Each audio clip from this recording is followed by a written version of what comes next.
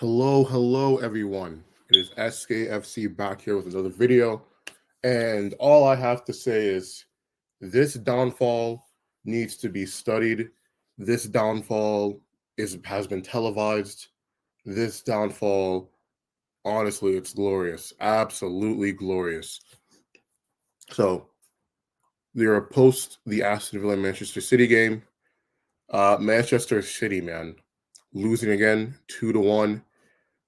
Scoring a goal in second half stoppage time. So they didn't score or look threatening to score for like 90% of this game. The one goal that they did score was a bit lucky for the goal to even get to Foden in the first place, but it is what it is. And I think here, the first place we have to start. Honestly, I don't even know where to start because it's a lot of the same things that has been their issue for this entire run, and honestly, most of this season. Again, defending transitions, this team cannot do it. They just can't do it, and I don't know why Pep hasn't accepted that. I don't know why Pep hasn't um, made peace with that. But yeah, that is the main issue with this team. Like I'm looking again, if we look at their average positions, right? We compare it to Aston Villa's. Look how high up they are. Look how high this defensive line is. And then when you combine that with how narrow they are,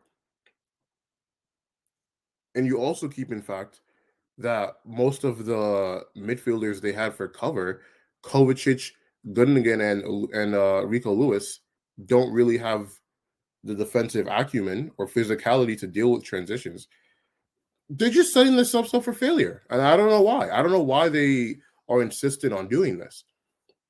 I've heard rumors of them wanting to spend serious money in January. And the first thing they need to do is bring in a DM. They need a Rodri replacement immediately.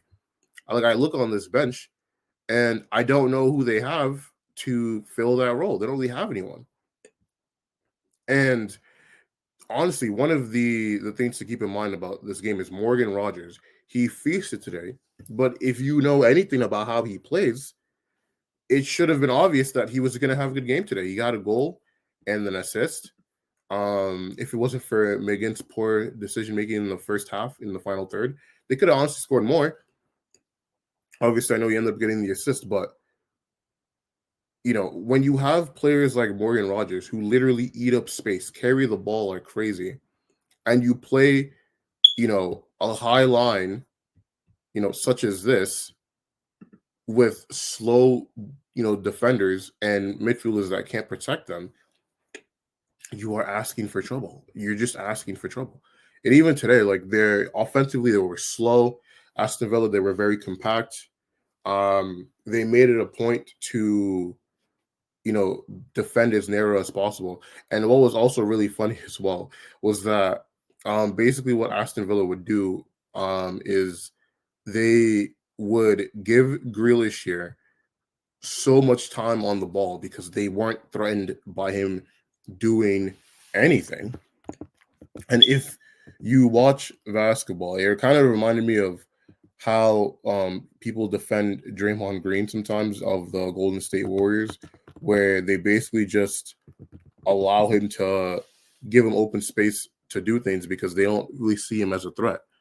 So,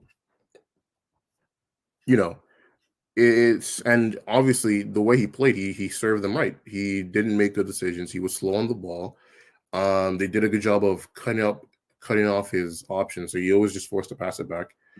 And then, the last thing I kind of wanted to hit at with this game is City's press was so lackluster and so uninspiring that it was kind of funny because they couldn't play on the front foot to press them and force Aston Villa back.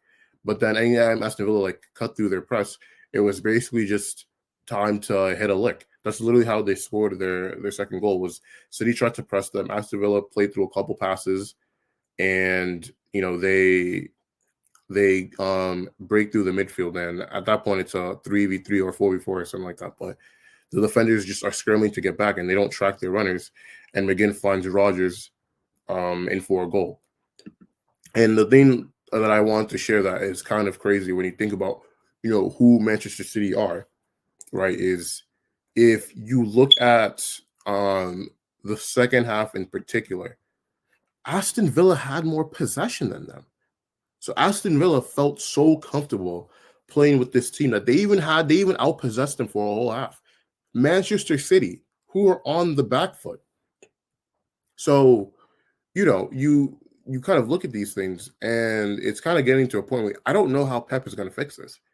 And I definitely don't think he can fix it with the personnel he has at his disposal right now. So they just got to try to make it to January and see what they can do at that point. But it's getting scary. It's getting really, really scary right now.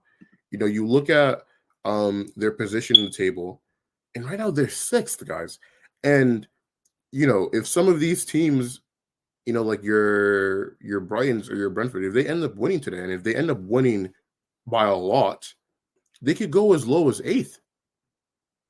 So yeah, it's looking peak. It's looking peak right now. But thank you for making me made it to the end of the video. I'll probably try to record another video today about one of the other big matches, probably the Barcelona Atletico one if I can. Please make sure to subscribe to the channel. I'll comment down below.